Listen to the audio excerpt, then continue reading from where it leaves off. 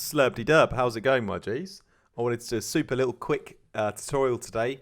It's kind of mixed down related, but yeah, it's about what's the best key to use for drum and bass and how does it sort of work in terms of the sub bass, because that's the most important part. So I did a little poll recently asking what kind of videos you guys like, and it was sort of split between vital sound design and mixdown tips. So I thought I'd do some more mixdown advice as well. And I was about to record a video about EQing, but I wasn't quite sure how I'm going to plan that one out yet. So I thought instead of that, for this one, I'm going to just talk about the best key to use for drum and bass. And there's not one answer, as you can probably imagine. I would love to know your guys' experience and comments down below as well, not just for the algorithm, but I'll read all of them and I'll respond to all of the comments. So let us know what kind of key you prefer working in. What's your favourite key to work in?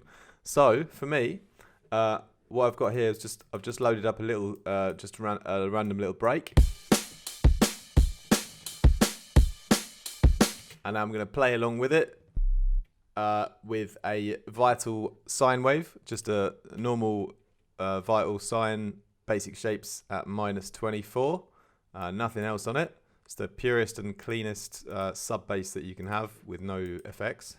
So we can play a C here. Go up to a C sharp. Going to go all the way up the keyboard here.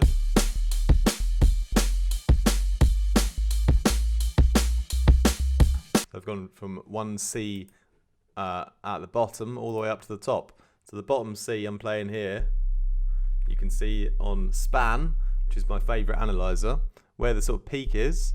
It's actually a bit lower than where it kind of says on there. It's about 32.9, because it says here, it tells you where the key position is. So if I go up, C sharp should be around there. D, it's around there. We've got a D sharp. We've got an E. So it's sort of the bottom end of the kind of rounded off part of the sine wave where the actual note is. As you go higher up, let's go up to like a G. You'll see here it's sort of more in the middle. If I go really high, up to like this A up here,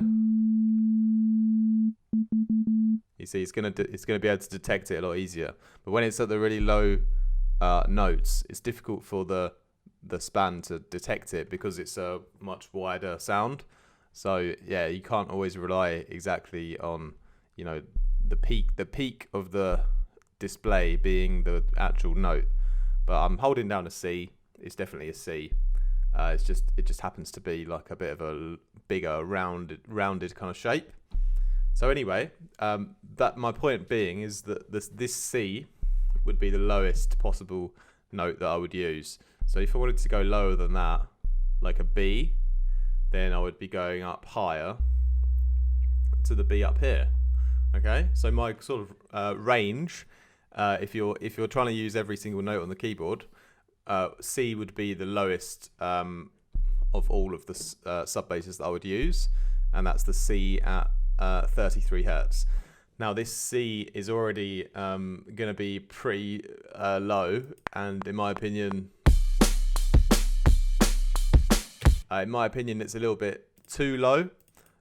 So if you're going to write something at C, I have written things at C before using this octave range, then I would definitely at this point be bringing in another sine wave one octave up to sort of reinforce it. So you'd be able to sort of hear it with its extra octave, like this. You sort of get that extra C that's up a bit higher at around, where are we here, about 66. But you'll want the one in from 33 hertz as well. So because otherwise, if you just have the sine wave an octave higher at 36, it's not really going to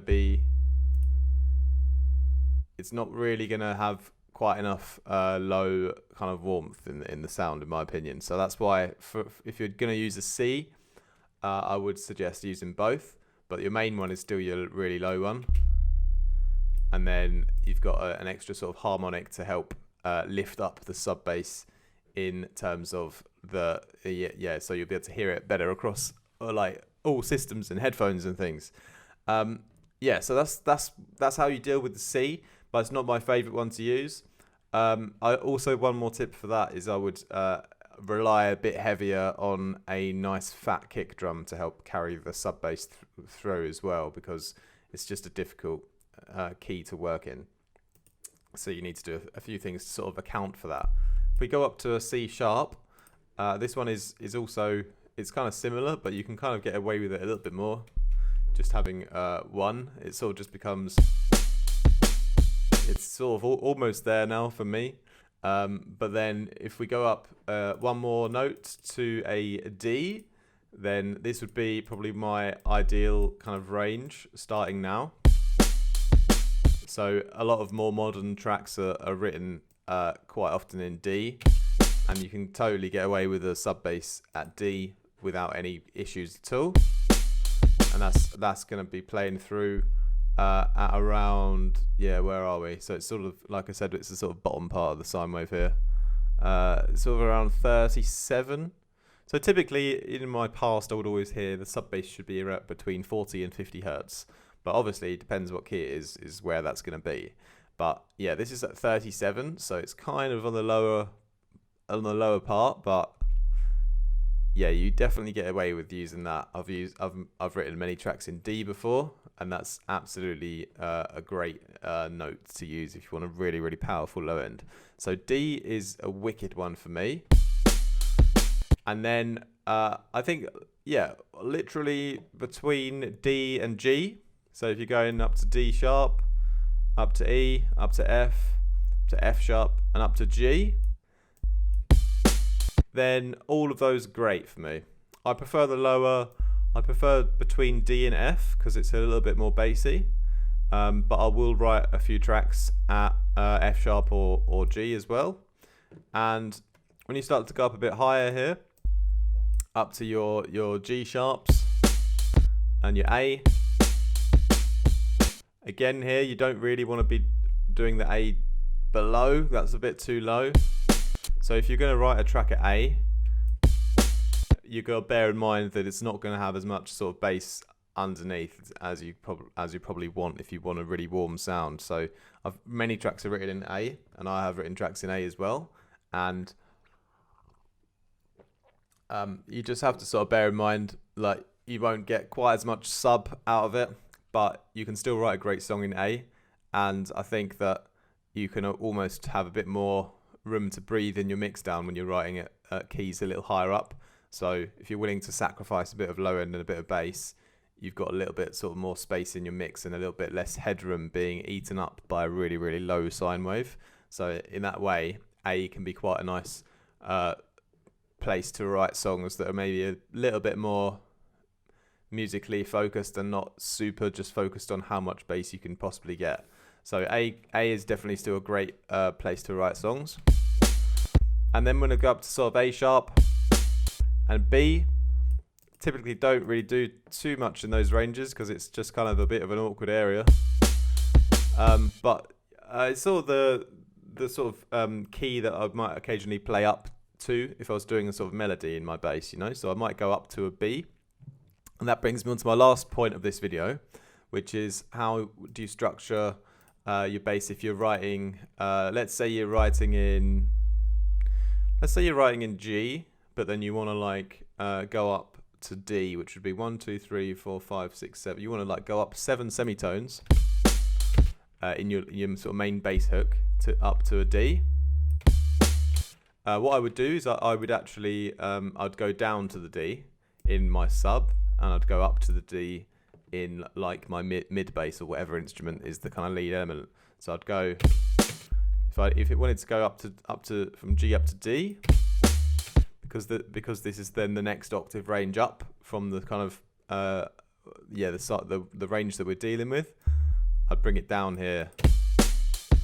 Okay, but you know, my mid bass or whatever bass or whatever sound that I was actually using because it wouldn't obviously always just be only a sine wave in your song, would it? So if I was using like a let's say this is my sort of mid bass here. Sounds pretty nasty. But I wanted to go up to D, right? I would go up like that on my mid, but in my sub I would go down. Yeah, like you see. So one's going up, one's going down. But the reason that the sub is going down is because I'm just trying to keep it in that octave range of the low C up to the B, basically. You know, even if I was going from G up to C, again, that's already at the point where I'm allowed to have that lower one in. So I would reset it there. So I'd go back from G down to C.